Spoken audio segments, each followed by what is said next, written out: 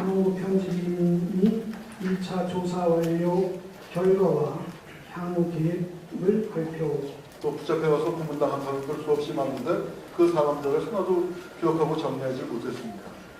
오늘 그 발표하는 사람들 또는 저희가 지난번에 그 405명 명단을 발표했습니다만 거기에 수록된 사람들은 살아있다면 다들 아마 무기징역 정도는 기본이 되지 않았을까 싶습니다. 저희가 이제 앞으로 만들어낼 그 조사 결과물에 대해서 조금 설명을 드리겠습니다. 먼저 가장 기본적인 건 반헌법 행위자 열전입니다. 개인별로 열전을 만드는데 이 열전에 포함된 사람들은 구체적인 반헌법 행위, 예컨대 무슨 뭐 5.16 군사반란이라든가 5.17이라든가 광주학살이라든가 민간협살이라든가 구체적인 사건과 관련돼서 선정이 됐습니다만 이 열전에서는 그 사람의 전체 일생을 기록합니다. 그의 출생이나 가족관계, 또 성장 과정, 학력에서부터 이제 주요 경력들, 그다음에 이 반헌법 행위에서 어떤 역할을, 반헌법 사건에서 어떤 역할을 했는가를 좀 더 자세히 기술하고, 그다음에 그런 반헌법 행위를 발판으로 어떻게 출세했고 어떻게 또 돈 벌고 잘 먹고 잘 살았는가를 기록하는, 전생애를 기록하는 작업입니다. 그리고 오늘 그 열전 개요라고 해서 저희가 이 열전을 쓰기에 앞서서 필진들에게 그 줄 자료가 열전 개요와 개인별 보고서 자료 파일을 보낼 겁니다. 그래서 그 필진들이 그 저희가 제공한 자료를 토대로 해서 이 열전을 집필하게 되는데, 그 중에서 열전 개요를 그 대표인물 9명 것을 이 자료집에다가 넣었습니다. 그리고 다른 사람들은 그냥 간략하게 뭐 A4 한 3분의 1에서 반 페이지 정도로 소개하는 것으로 나머지는 배치했고요. 그렇게 그리고 이제 그 가장 핵심이 되는 게 반헌법 행위자의 개인별 보고서입니다. 이 보고서는 자료량에 따라서 40페이지, 아마 고문수사관의 경우에는 40페이지를 A4 40페이지가 안 나올 겁니다. 고문수사관들을 제외하고는 대략 적게는 40페이지에서 많게는 양승태 같은 경우는 저희가 이렇게 600페이지짜리, 그러니까 나쁜 짓을 장시간에 걸쳐서 많이 다양한 영역에서 아주 다채롭게 하다가 보니까 이렇게 보고서도 그냥 들고 있기도 무거울 만큼 두꺼워졌습니다만, 그 600페이지짜리 제일 많게는 아마 양승태가 지금까지 조사된 사람 중에서 분량으로 제일 많은데 600페이지짜리고요. 이렇게 이 보고서를 작성하는 과정에서 저희가 각종 자료를 수집하게 됩니다. 그러니까 그 자료에는 예컨대 양승태가 했었던 뭐 70년대에 있었던 간첩 조작 사건의 판결문도 있을 수 있고, 긴급조치 사건 판결문, 또 이런 거에서부터 지금 사법농단 문건에 이르기까지 주요한 자료를, 그리고 신문 기사들, 또 잡지 기사들, 인터넷 기사들을 모아서 출력을 해놓으면은 양승태의 경우는 아마 10,000페이지가 넘지 않을까 생각이 듭니다. 그런 식으로 저희가 개인별로 자료 파일을 만드는데, 자료 파일은 일반 사람이 아마 한 1000페이지 쪽은 되지 않을까, 중요인물들 같은 경우는 1000페이지가 넘을 거라고 생각이 드는데, 그렇게 그런 이제 자료들을 다 모아서 보낼 겁니다. 그 다음에 저희가 그 집중 검토 대상자로 405명을 선정해서 발표했는데요. 처음에는 300명을 목표로 했습니다. 왜냐하면 이 작업이 뭐 정부 예산을 받는 것도 아니고 시민들의 성금으로 하게 되는데, 너무 많으면은 다 감당이 안 될 것 같아서 300명을 목표로 했는데, 선정을 하다 보니까 헌법을 요란하게 파괴한 사건과 인물들이 너무 많아서 저희가 줄였습니다만 405명이 됐습니다. 그 405명이 됐고, 그 405명은 아니지만 아까도 저 의원님들 말씀하셨습니다만 여기 명단에 포함되지 않은 헌법을 파괴하는데 아주 역할을 한 사람들이 사실은 굉장히 많습니다. 그래서 그 사람들, B급, C급이라고 임의로 분류했습니다만, 아직 저 BC급은 저희가 손을 직접 못 대고 있습니다만, 명단을 작성을 했습니다. 사건을 정리하면서. 그 사람의 숫자가 대략 한 2,500명 됩니다. 그 중에서 저희가 한 1,000명쯤, 그렇게 해서 이 A급하고 합치면 한 1,400~500명 정도에 대해서는 좀 다른 상세한 인물 개요 1,000명쯤을 추가로, 그러니까 열전에 포함되지는 않지만 이 사람들에 대한 자료를 모으고 결과물은 저희가 쓴 인물 개요 정도 수준으로 정리를 한다고 치면 대한민국 헌정 사회에서 나쁜 짓을 한 중요한 이 행위자들 한 1,400명 정도의 아카이브가 만들어지지 않을까 생각이 듭니다. 그러면은 그것이 저희 작업은 이 반어법 행위자 열전에서 멈춘다 하더라도 후속 연구에 큰 보탬이 될 거라고 생각을 합니다. 그래서 이런 작업을 저희가 염두에 두고 진행 중입니다. 저희가 이따가 박찬일 케이스를 보면서 좀 설명을 드리겠습니다만 일종의 요즘 젊은 사람들 용어로 하면 성지순례죠. 저희가 한 명을 조사할 때 반드시 가는 이 사이트들이 있습니다. 사이트나 자료가 아카이브들이 있는데 먼저 각종 인물 정보 사이트에 들어가서 그 개인의 인물이 있는가.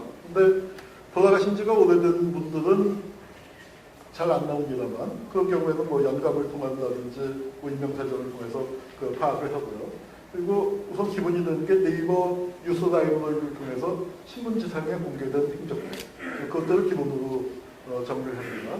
그 밖에 타임지와 또 15번, 16번에 있는 조선일보, 중앙일보 등을 통해서 신문기사들을 철저하게 걸르고요.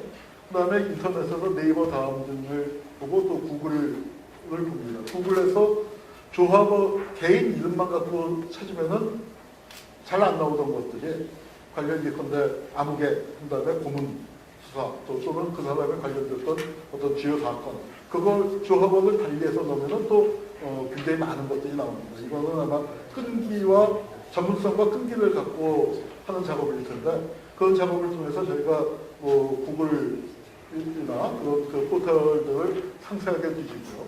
DBPR을 통해서 현대사 관련 논문들을 검색합니다. DBPR에서 검색할 수 있는 현대사 관련 논문도 수만 건은 되는데 그 논문들에서 그러니까 관련된 검색을 통해서 논문을 추출해서 검색을 하고요. 그 다음에 잡지 검색이 중요합니다. 잡지 검색에서는 주간지는 데이터베이스가 잘 안 돼 있어서 저희가 하여튼 노력은 하고 있습니다만 다 커버하지 못합니다만 적어도 월간조선 신동아, 월간중앙, 정경연구, 월간말, 사회평론, 길 등 주요 잡지들을 다 보고 있고요. 국사편찬위원회의 한국사 데이터베이스가 좋습니다. 그걸 통해서 다양한 자료들을 검색하고 있고 국회도서관, 또 국회 회의록 시스템, 국가기록원, 국무회의 기록, 관보, 그리고 민주운동 기념사업회의 데이터베이스, 또 저희 민주자료관의 데이터베이스를 보고 있고요. 그리고 최근 신문, 2000년 이후의 신문은 스크랩이나 아이서퍼 같은 신문 검색 프로그램, 이것들이 상당히 유용하게 하는데요. 이런 것들을 보고 있습니다. 그리고 저희 본위원회가 소장하고 있는 현대사 자료, 각종 전기 이런 것들이 아마도 못 잡아도 10,000건 이상은 될 겁니다.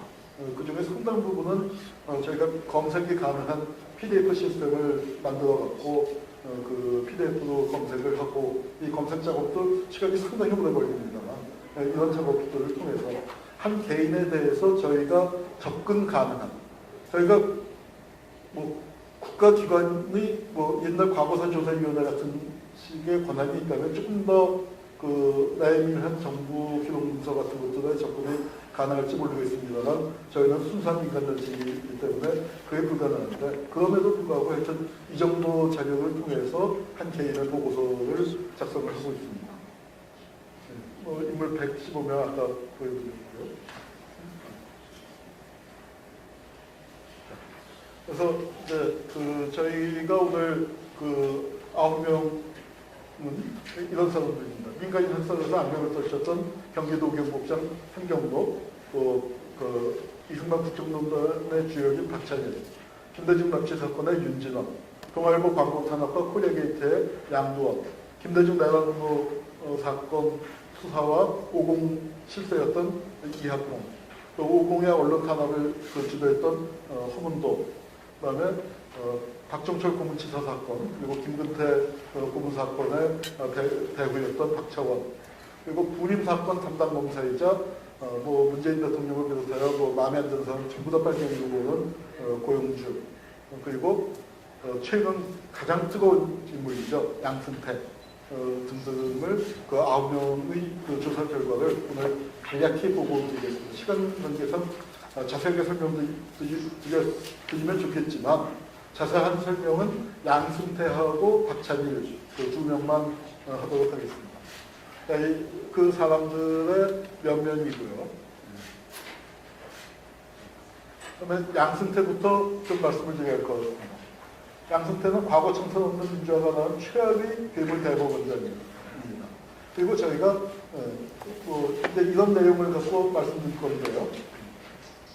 저희가 양승태를 2017년 2월 달에, 그러니까 양승태가 아주 현직에 있을 때입니다. 그리고 사법농단 사태가 불거지기 전인데 그때 이미 반환법 행위자로 선정을 했습니다. 반환법 행위자로 선정한 이유는 간첩 사건이 6건이나 됐는데 간첩 사건을 6건이나 한 판사는 없었습니다.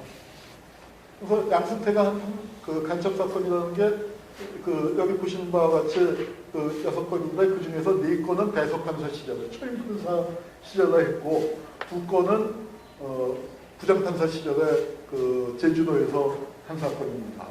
그리고 양승태가 선정이 되고 난 다음에 긴급조치 사건을 조사했습니다. 긴급조치 사건까지 조사하게 되면은 저희가 목표했던 400명이 아니라 뭐 1000명, 2000명 정도로 그러니까 다른 분야도 그렇게 이제 늘린다면은 그렇게 돼서 저희가 감당할 수 없었기 때문에 긴급조치 사건은 선정된 사람들에 대해서만 정리를 해봤는데 12건이나 나와서 아마도 이것도 긴급조치로 최고로 많지 않을까 생각이 듭니다. 즉 무슨 얘기냐면 양승태라는 사람이 사법 엘리트로 승승장구하게 된 것은 군사독재 정권 시절의 이런 간첩 사건, 긴급조치 사건과 같은 공안 사건을 도맡아서 처리하면서 했다는 것인데, 요 4건의 그 앞에 제일 높은 사건이라는 게 바로 우리 지금 MBC 사장이 되신 최순호 PD가 만든 자백이라는 영화가 있죠. 그 자백에서 다룬 사건들이고 바로 그 자백의 주인공이 김기춘 아닙니까? 김기춘이가 중앙정보부 대공수사국장으로 있을 때 조작해서 보낸 사건을 양승태가 처리를 했는데 참 얄궂은 게 이번에 그 상고법원을 갖고 거래할 때도 파트너가 김기춘이었고 그리고 김기춘과 양승태의 관계가 경남고등학교 서울법대 아마 김기춘이 8년인가 9년 선배입니다. 그렇게 해서 그건 그 긴밀한 관계를 갖고 이어졌습니다. 저 아래 사진은 김기춘이죠. 그리고 저 가운데 사진이 양승태와 김기춘이 같이 있는 겁니다. 자, 그런데 재밌는 거는 저희가 이 반환법 행위자로 이제 이거 양승태 현직 대법원장을 집어넣어야 살 상황이라서 이제 상당히 고심을 하고 있을 때 그때 이런 일이 터졌습니다. 최순실 국정농단 사건을 사건 청문회 과정에서 저분이 조한규 세계일보 사장이었던 조한규 전 사장이 거기서 박근혜 정부가 양승태 대법원장을 불법 사찰했다고 폭로했습니다. 그랬더니 양승태 대법원장의 반응이 뭐냐면 중대한 반환법적 사태다. 그래서 반환법적 사태라고 발끈하면서 나왔는데 사실은 본인이 과거에도 그랬고 그 당시에도 그랬고 또 지금 밝혀진 바로는 훨씬 더 많은 엄청난 반환법 행위를 자행했던 겁니다. 그래서 우리가 양승태를 감히 최악의 대법원장이라고 불렀는데 그러면은 박정희 시대의 민복기도 있고 전두환 시대의 이태근도 있지 않았느냐. 그런데 제가 사법부라는 책도 썼습니다만 그 두 사람하고는 차원이 다른 아주 나쁜 대법원장이었다고 생각합니다.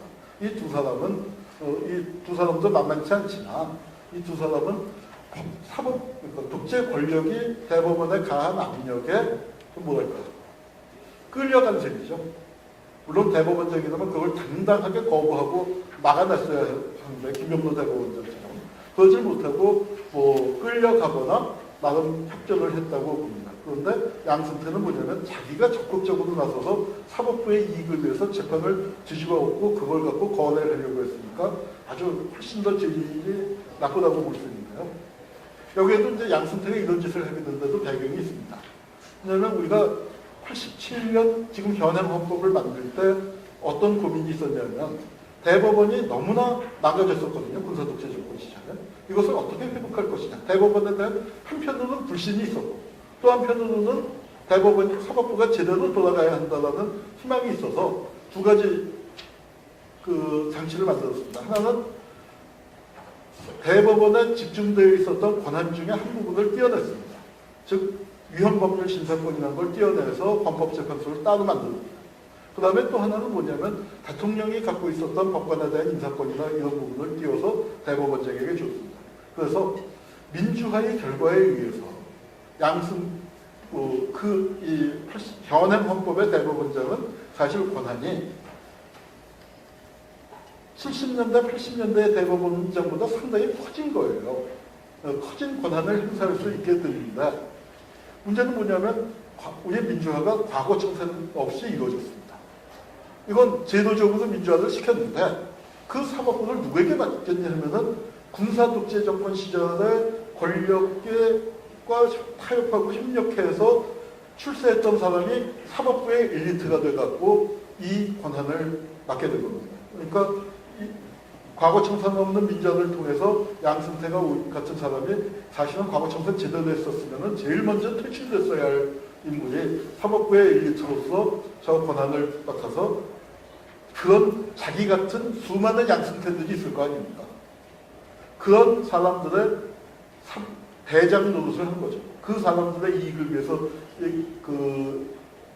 행정부하고 딜을 했고 그런 것이 바로 양승태가 사법 엘리트주의의 화신이라고 하는데 그런 사법 엘리트의 이익을 옹호하기 위해서 국민들의 어떤 권익이라든가 그런 것들을 다 팽개치고 짓밟고 엉터리 재판을 해갖고 이 행정부와 거래를 하려고 했던 겁니다. 그래서 이제 뭐 이런 것들 요즘 뭐 너무나 많이 나왔기 때문에 이건 상세한 설명을 안 하겠습니다만 이 과정에서 노동사건들 KTX 여성노원 같은 경우는 1심, 2심에서 배상금이 나갔었다가 그것을 물어내라고 하는 바람에 자살까지 하는 그런 비극적인 사태가 벌어졌고요. 쌍용, 전교조, 노동 관련 사건들 다 뒤집히고 있습니다. 그 다음에 과거사 관련 사건들도 다 뒤집혀서 인혁당 피해자도 그렇고 또 우리 진도 간첩단 사건이나 박동훈 선생도 그렇고 배상금을 1심, 2심에서 판결이 나왔기 때문에 가지급을 받았는데 법적인 근거도 없이 그것을 숨을 쉬우가 지났다 하는 말도 안 되는 이유를 갖고 뒤집어 엎었습니다. 그 바람에 이분들은 조작 사건으로 고문당하고 그 다음에 징역사유 그 다음에 이번에 또 배상금에서 또 뒤집혀져서 2번, 3번의 고통을 당하고 있는 겁니다. 그런데 이렇게 한 게 단지 박근혜만을 기쁘게 하기 위해서 한 것이 아니라 양승태 본인이 간첩사건, 긴급조치 사건에 수두룩 빽빽하게 나쁜 판결을 했기 때문에 그걸 자기 것을 가지는 그런 의미도 있었던 겁니다. 오죽하면은 양승태 대법원에서 대법관들의 전원 합의체로 긴급조치 국가배상 안 해도 된다 이제 이런 식으로 뒤엎었는데 하급심에서 대법원 판결에 정말 인주가 많으기도 전에 하급심이 치받았습니다. 아마 법원추직법에 이렇게 돼 있죠. 상급심의 판결은 하급심의 판결을 기속한다. 그래서 대법원 판례가 나오면은 그 판례에 따라서 재판을 하도록 되어 있습니다. 법률만큼은 아니지만 상당한 효력을 지니는 것인데 판결 나오자마자 하급심에서 치받았다는 건 뭐냐면 젊은 판사들 입장에서 볼 때 말도 안 되는 판결이고 법리에서 자신 있다. 사법부도 관료 조직입니다. 그 속에서 젊은 판사들이 대법원 전원 합의체의 판례에 도전한다는 건 법관의 인생을 거는 걸지도 모를 텐데 그런데도 이렇게 여기 있는 법관들이 나오고 있고 이렇게 튀는 판결을 하는 법관들을 사찰하려고 했었던 게 바로 이번 사법농단의 본질이라고 생각됩니다. 그리고 국정원 댓글 수사도 당장 뒤집어버렸죠. 대통령 선거에 대해서 우리 이만열 선생님도 계십니다만 이만열 선생님을 비롯해 여러분들이 선거 무효 소송을 제기했는데 선거 소송을 6개월 안에 끝내게 되겠는데 그거 그냥 밀고 쫙 있었던 거. 아주 엄청난 직무유기인데 그게 단순한 직무유기가 아니라 이런 큰 그림 속에서 됐다는 걸 지금 이제 우리가 알게 된 것이죠. 그리고 뭐 한명숙 총리도 이제 거꾸로 가면서 구속이 됐고 이건 긴급조치 사건들인데 글씨가 작아서 잘 안 보이겠습니다만 지금 뭐 심지연, 조성우, 이명준, 최열, 박계동 다 민주운동에서 임했었던 분들이고요. 이부영, 송위보, 우리 동아투기 이런 분들 긴급조치 사건으로 걸러놨고 그다음에 여성계에서 아주 활발히 활동하고 계신 이혜경 선생, 또 고은광순 선생, 백영순 선생 이런 분들 잡아놓는 그 긴급조치 판결을 했던 거죠. 그래서 이게 이제 양승태였고 그다음에 한경록은 민간인 학살 분야에서 민간인 학살 도대체 어떤 사람들겠어 했을 때 잘 안 알려진 인물인데 저희가 이번에 좀 집중 발굴을 했습니다. 그리고 친일 경찰로 시작을 했고요. 그 다음에 민간인 학살하면 우리가 이제 유형을 단일한 사건은 아니죠. 여덟 유형의 사건인데 보도연맹 학살, 재소자 학살, 구역자 처리, 빨치산 진압 과정에서의 후방 학살. 뭐 이게 크게 이제 볼 때 네 가지 유형. 여기다가 이제 미군 학살 뭐 하나씩을 덧붙일 수가 있을 텐데, 근데 그 중에서 전 영역을 다 걸친 그런 특이한 케이스였습니다.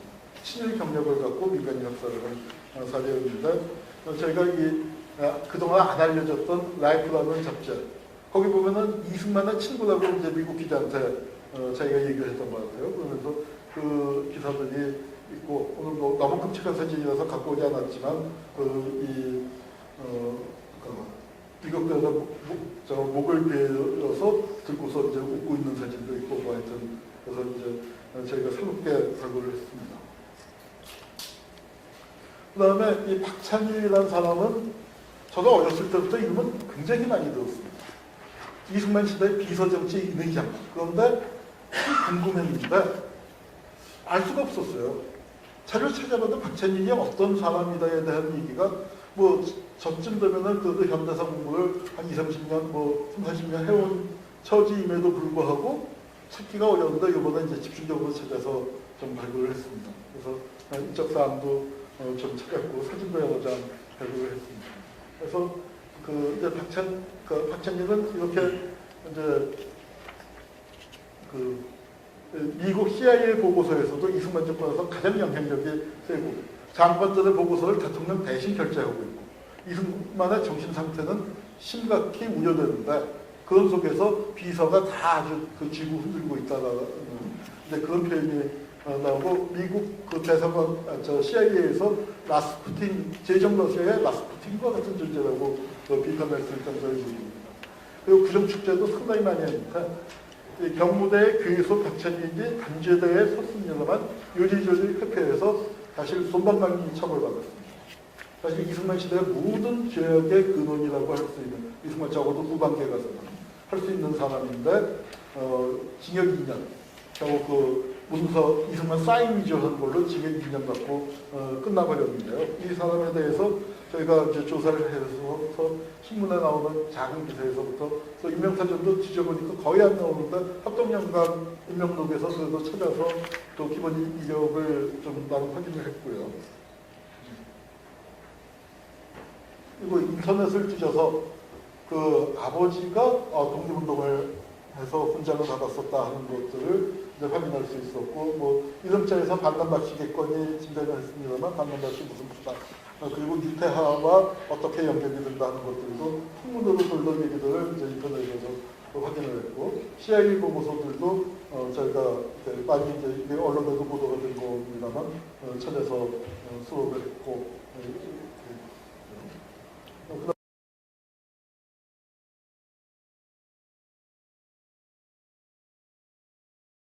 보고서를 낸 거는 지금 박찬일은 한 100페이지쯤 나왔습니다만 자료집은 이렇게 많이 쌓이는 거죠. 그래서 뭐 이런 자료들을 다 타자를 쳐서 자료집을 만들고, 또 조선일보에서 박찬일로 따로 검색을 해보면 뭐 이거보다 훨씬 뭐 이런 걸로 몇 면이 나오는데, 그래서 이제 그 중에서 조선일보에서도 그러니까 중요한 보이는 것들, 그것들은 이제 들어가서 이제 따로 조사를 합니다. 그래서 다른 데 안 나오는 기사들을 중심으로 조사들을 하고 이제 이렇게 좀 긴 기사 같은 것들은 또 따로 조선일보도 따로 검색을 해서 타자치고 있습니다. 그리고 카인즈라고 해서 과거 신문들, 그러니까 네이버 뉴스 라이브러리나 조선일보에서 불러지지 않는 그 옛 신문들, 그리고 지방지들이 들어있어서 그 사건에 따라서 굉장히 유용한데, 박찬일의 경우에는 대구에서 나오는 매일신문에서 박찬일이 대구 출신이기 때문에 또 기사를 좀 찾을 수 있었습니다. 이렇게 찾고. 그 다음에 잡지입니다. 잡지에서 주간 춘추라고 근데 번책방에서 사는 잡지인데 뭐 국회 도서관이나 뭐 그런 데서도 검색이 잘 안 되는데 하여튼 찾아서 이제 하다 보니까 이렇게 기사를 발굴해서 굉장히 유용하게 막판에 유용하게 썼고요. 그다음에 뭐 인물계 같은 잡지의 비서 정치에 대해서 그러니까 쓰고 천하를 좌우한 박사님 뭐 이런 잡지들 있고 또 단행본도 검색을 합니다. 단행본을 검색하다 보면은 합동통신 30년서인데 박찬일이 어떻게 언론을 주물렀는가에 또 경향신문 폐간에도 관여하고 또 이승만 우리 양압 그 당시에 AP통신하고 이제 계약을 하는데 정부가 보유하고 있는 달러를 동아통신 정재호라는 사람이 박찬일하고 남매간입니다. 천안매고지간인데 그쪽에다가 줘서 사무기업을 키우고 언론 장악하고 하던 이제 그 비서정치했었던 것들 이제 기록을 하고 당시에 언론인이었던 이영희 선생님도 이제 박찬일 얘기를 당시 회고록에다 쓰셨는데 이런 식으로 한 개인에 대해서 저희가 샅샅이 뒤집니다. 그러니까 우선 몇 개는 이제 중요한 사건은 뭐 감을 갖고 그 사건 찾아보지만 또 안 되는 부분은 저희가 그 검색 시스템을 통해서도 또 찾아보기도 하고 이제 하여튼 다양하게 대해서 뭐 시간이 많이 걸리긴 합니다만 최대한 노력을 위해서 작성을 하고 있습니다. 그리고 잡지 이거 그러니까 이제 책들에도 보면 이렇게 서로쓰기로 되어 있는 옛날 책들도 많이 보고 있고요. 또 이런 거는 구글에서 검색이 아마 구글 도서 시스템을 통해서 검색도 해보기도 하고 그래서 이제 여러 가지 방식으로 그리고 DBP와 논문을 통해서도 검색을 하고 있습니다. 그리고 이런 거는 민주화운동 기념사업회의 아카이브에 실려 있는 그러니까 신문사진보다 해상도가 더 높은 그런 사진들을 좀 더 구할 수 있어서 여기 맨 오른쪽에 머리 깎고 있는 사람이 박찬일이고 그 옆이 박찬일과 아마 인척간인 유태한 그러니까 천안매부라고 돼 있는데 그건 아닌 것 같고 하여튼 가까운 인척간인 유태한 그러니까 아마 주일 대표부 대사를 지냈고 각하시원 하시겠습니다. 이승만이 방북했을 때 그 유명한 얘기에 그 유태한인데 유태한도 개인 이력이 별로 안 나옵니다. 그래서 이제 그렇게 나란히 법정에 재판받고 있는 사진을 찾아냈고 국가기록원에서도 뒤져보면은 이제 이렇게 그 자료들이 나옵니다. 그러니까 이 자료들을 공개가 된 것도 있고 공개되지 않은 것들도 있고 합니다. 뭐 이 자료들은 가서 그러니까 저희 반어법 행위와 직접 관련이 없을 것 같으면은 목록만 칠고 아니면은 또 관련 있는 것들은 또 찾아서 집어넣고 있습니다. 그래서 이제 이게 대략 이런 방식을 통해서 저희가 조사한다는 걸 말씀드리고 나머지 사람들은 어떤 사람들인가? 윤진원이라는 사람은 김대중 납치 사건의 주역입니다. 그런데 그리고 실미도 만드는데도 참여했었던 그 현역 대령이었습니다. 근데 어찌 생각하면은 윤진원이 김대중을 납치한 아주 이제 그 흉악범이지만 김대중을 살려준 사람이라고 얘기할 수도 있을 것 같아요. 왜냐하면 박정희나 이후나 그 입장 위해서는 알아서 처리해 줍니다. 그 처리라는 죽이는 것까지를 포함합니다. 그런데 어떻게 했냐면은 산채로 박정희한테 갖다 바친 겁니다. 왜냐하면 김대중을 죽이려면 충분히 죽일 수 있는 충분한 시간이 있었지만 죽이고 났다가는 나중에 자기가 무슨 일을 당할지 모른다고 해갖고 어떻게 됐냐면은 이 윤금호란 배, 이 배는 원래 자기가 탈출을 하려던 배였어요. 비행기 타고 일본에 들어온 흔적을 남겨놓고 이 배를 타고 나가면은 일본에서 숨은 걸로 되지 않겠습니까? 그렇게 하려고 했었는데 엉뚱하게 막판에 자기가 타는 대신 김대중을 산채로 실어서 보내고 그 다음에 자기가 일본에서 잠적을 했어요. 왜냐하면 조선정부에서 야, 이 김대중을 살려서 보내면 어떡하냐, 문책을 당할지 모르니까. 그러다가 김대중이 집에 풀려난 걸 보고 중앙정보부에다 연락해서 나 들어가도 되냐? 그랬더니 이제 들어와라. 그랬더니 김대중 납치 사건으로 골치가 아파지니까 잡아오라고 했을 때는 언제고 중앙정보부에서 뭐라고 했냐면은 너 골치 아프게 왜 살려보냈어? 네가 도로 갖다 놔. 그래서 권총을 빼들고 뭐 난리를 쳤다는 그런 일화가 전해지는 일입니다. 사실은 대북 공작의 최고 전문가였는데 그런 분으로 치면은 당연히 장성 진급이 됐어야 할 사람인데 여기서 이런 나쁜 짓을 시켜놓고 그 장성 진급 안 시키고 실패한 그런 케이스입니다. 여기도 또 특별한 케이스인데요. 양도원이라고 거의 일반인들은 잘 모르는 사람인데 저희가 조사하면서 참 대한민국의 국가가 이럴 수가 있나 하는 생각을 많이 들게 한 사람입니다. 동아일보 광고 탄압 사건과 코리아 게이트의 주역이고 동백님 사건에서 유학생들 잡아오는 역할을 했는데 이 사람이 정보부 해외 파트에서 야간봉 근무를 했는데 사실 해병 후병 출신으로 정보 쪽하고는 관련이 없는 인물이었어요. 그런데 골프를 잘 쳐갖고 김형욱 눈에 띄었습니다. 그래서 독일하고 미국하고 근무를 하게 됐는데 독일, 미국 두 나라에서 근무했는데 두 나라에서 다 말썽 피워서 군국정부에 의해서 사실상 추방당했습니다. 그런데 계속 승승장구했죠. 본부에 와서 요직을 맡았고 또 대미 사업을 하다가 코리아 게이트라는 걸 통해서 나라 망신을 아주 제대로 시킨 사람인데 승승장구할 수 있었던 비결 중에 하나는 뭐냐면 김형욱이나 신직수 같은 사람의 자녀들의 미국 생활을 돌봐준 거예요. 그러니까 이게 참 그런 걸로 국가의 어떤 정보기관의 최고 핵심 책임자가 될 수 있다는 있고 또 그런 사람이 하다 보니까 이런 그 말썽을 피우게 되고 이제 그랬던 겁니다. 그래서 동아일보 백지 광고 사건 또 코리아 게이트의 주역이었습니다. 그다음에 이학봉은 그 50 시대를 겪은 분들은 잘 아시겠습니다만 보안사에서 적폐가 굵었습니다.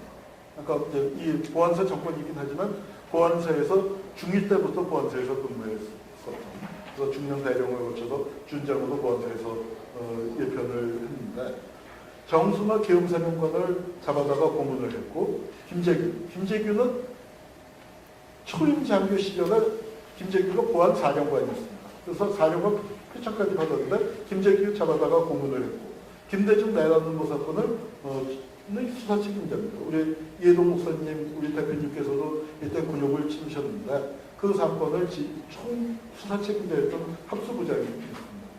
그리고 또 하나는 최태민을 그 당시에 조사했어요. 그런데 풀어줬죠. 그 바람에 그때 최태민을 엄하게 다스리고 그 차단을 시켰으면은 최순실 국정농단 사건을 예방할 수 있었을 텐데 그 기회도 날려버렸습니다.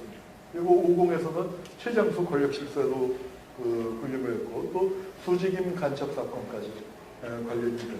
그래서 50 시절에 여러 가지 역할을 했던 전두환의 최측근 수지호라고 하는 사람들이 실사하고 하지만 그 사람들 다 기복이 있었는데 이학봉만 50 시작부터 끝까지 요직에서 전두환을 보필을 했고 최장수 민정수석이었습니다. 그 다음에 박차원 잘 아시죠? 우리 1987에서 김인석 씨가 보냈었던 남영동을 관리했었던 대공경찰의 대부입니다. 그래서 이 사람 한림 사건 주력했고 이근한의 배후였고 한림 사건의 이성근 씨, 그다음에 박정철 고문치사 사건 그리고 김근태 사건 등등의 배후였던 그런 대공경찰입니다. 그리고 후문도는 50 언론 탄압의 주역으로 너무나 유명한 사람이고 극우파 이론가였다고 이론가로 잘 알려진 분이죠. 그래서 그 50 시절의 언론 통폐합 그리고 땡전 뉴스, 보도 지침 이런 거에 다 이산업 작품이었고 또 악명높은 헌안정법도 한문도가 기획하고 추진했던 것으로 알려져 있습니다. 그래서 보도 지침의 한국 언론에서 최악의 탄압자인데 본인이 언론인 출신이죠. 그래서 전두환한테 찾아가서 언론은 이렇게 다뤄야 한다. 그리고 민간인으로 전두환의 쿠데타를 오히려 부추긴 명치유신의 지사들이죠. 우리나라에 참 대목대목에 명치유신이 나옵니다. 박정희도 국가와 민족과 나라는 책에서 자기가 5.16을 왜 했냐? 명치유신의 지사들처럼 나라의 근대화 시키고 싶었다. 그 전두환이 쿠데타를 할 때도 한도 같은 사람이 명치유신 바람을 집어넣은 바 있습니다. 그 다음에 이제 고용주, 아주 희한한 사람이죠. 아마 아까 천정배 의원이 말씀하셨는데 천정배 의원하고 고시동기입니다. 부임 사건의 실제 검사예요. 부임 사건의 실제 검사였고, 그 다음에 부임 사건 끝나고 난 다음에 그 부임 사건 피해자 중에서 이상록 씨라고 돌아가신 분이 있는데, 그거 진짜 빨갱이였다. 그 다음에 세상 바뀌면은 너 가만 안 둘 줄 아노라. 말도 안 되는 주장을 이상록 씨가 했다고 말도 안 되는 주장을 하고 있는 사람입니다. 근데 이 사람이 통합진보당 해산의 실제 주역이에요. 그래서 황교안에 대한 콤플렉스가 많습니다. 통합진보당을 해산을 제일 먼저 주장하고 민주노동당 시절부터 주장하고 그 이론적 근거를 세우고 정부가 헌법재판소에 제출한 그 통합진보당 해산에 관한 정부 측 의견서의 한 70%가 고용주가 쓴 글에서 컨트롤 C, 컨트롤 V에서 한 건데 실세는 황교안이가 했잖아요. 그래서 이제 거기에 대해서 불만이 많은데 사실은 극우 행동파입니다. 방송문화진흥회 위원장으로 MBC 파괴의 주역이었고 세월호 특별조사위원으로서 진상조사를 방해했고 사학분쟁위원으로서 부패사학 설립자를 옹호하는 등 그 우파에서 싸워야 할 곳에 늘 나가서 칼을 휘둘렀던, 그러니까 그 공안 검사할 때 그 검자가 칼검자 검사라고 하는 게 맞을 딱 그런 인물입니다. 그리고 뭐 저희 사업하고 좀 대비가 된다고나 할까요? 극우 세력 쪽에서 친북 반국가 힘이자 임명사전을 만들겠다고 2009년에 100명 명단을 발표했습니다. 뭐 저도 있고요. 몇 명 우리 진보진영의 여러분들이 들어 있습니다만 아직까지 9년이 지났는데 저쪽은 중간 발표하지 않았습니다. 작업이 진행되는지 모르겠습니다만 뭐 이런 작업을 하는 사람이니까 저희가 그 고용주를 집어넣었다고 뭐라고 하지는 못할 거라고 생각해요.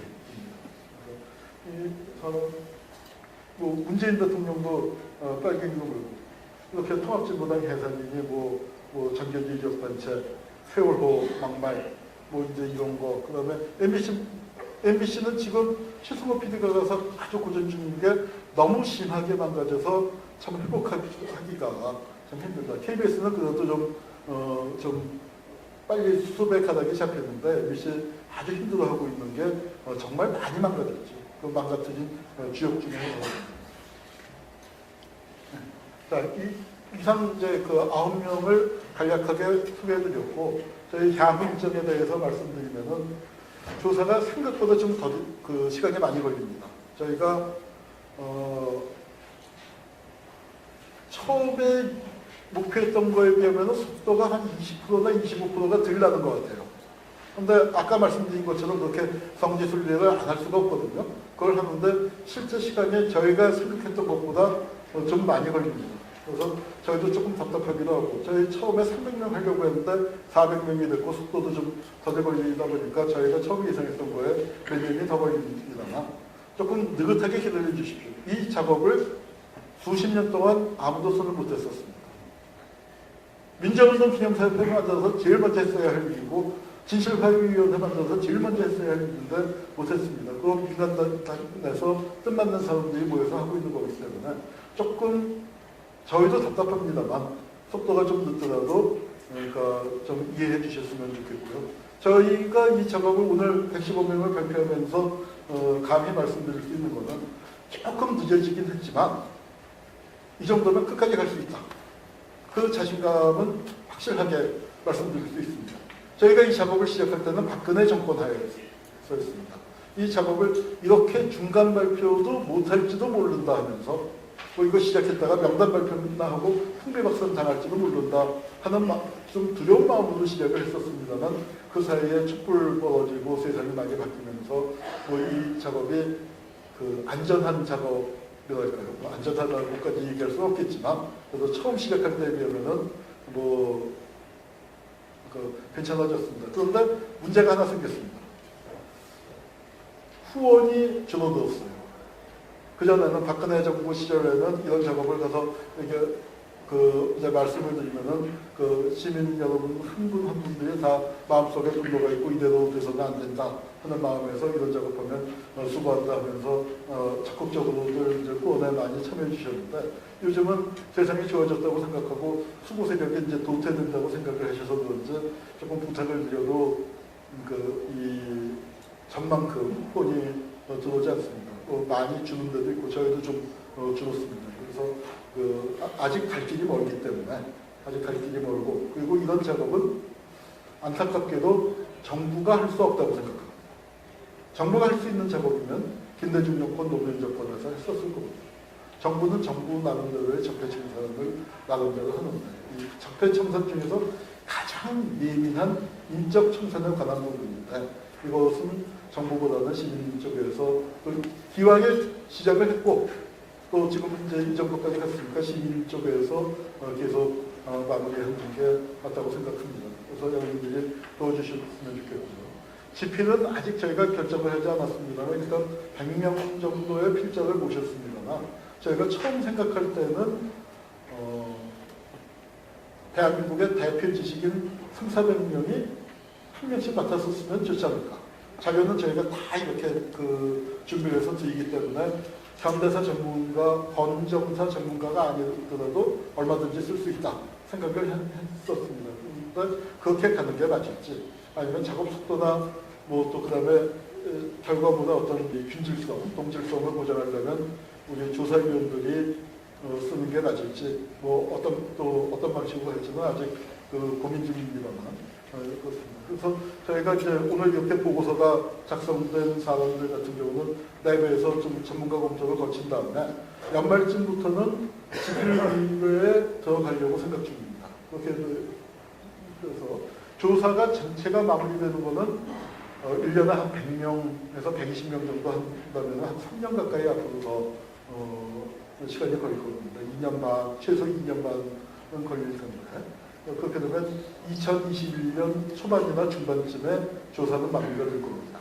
그렇지만 그 이전에 이제 집필위원회에 들어서 해놓으면은 아마 빠르면은 2022년이나 2023년도에는 책을 읽어볼 수 있지 않을까 생각이 됩니다. 저희는 3가지 검토를 거치려고 하는데요. 하나는 수업 대상이든 인물 자신이나 유가족 측의 검토나 이의 제기를 받으려고 합니다. 그건 어느 단계에서 받을까? 보고서 단계에서 받을까? 생각했는데 아무래도 열전 결과물로 받는 게 마찰할 소지가 제일 적고 확실할 것 같아서 저희가 이 작업을 수업 그러니까 당사자 측의 검토 시기를 조금 늦추기로 했고요. 현대사나 정치사, 건정사 전문가들이 검토하는 작업은 저희가 작업이 되는 대로 빨리 해나가려고 하고요. 그 다음에 열전이 원고가 집필된 이후가 되겠습니다만 변호사들이나 법학교수, 법률 전문가들에게서 명예훼손과 관련된 불검토를 받을 예정입니다. 그래서 이제 마지막으로 이 작업이 결코 쉬운 작업은 아니라는 것을 잘 아실 겁니다. 방대한 작업이고 한 20여 명이 달라붙어서 하고 있는 작업인데 급여 집대가 되면 속이 바짝바짝 타죠. 그래서 여러분들께서 적극적으로 좀 참여해 주시고 또 후원자들을 모집해 주셨으면 하는 부탁을 드리는 것으로 제 발표는 마치겠습니다. 감사합니다.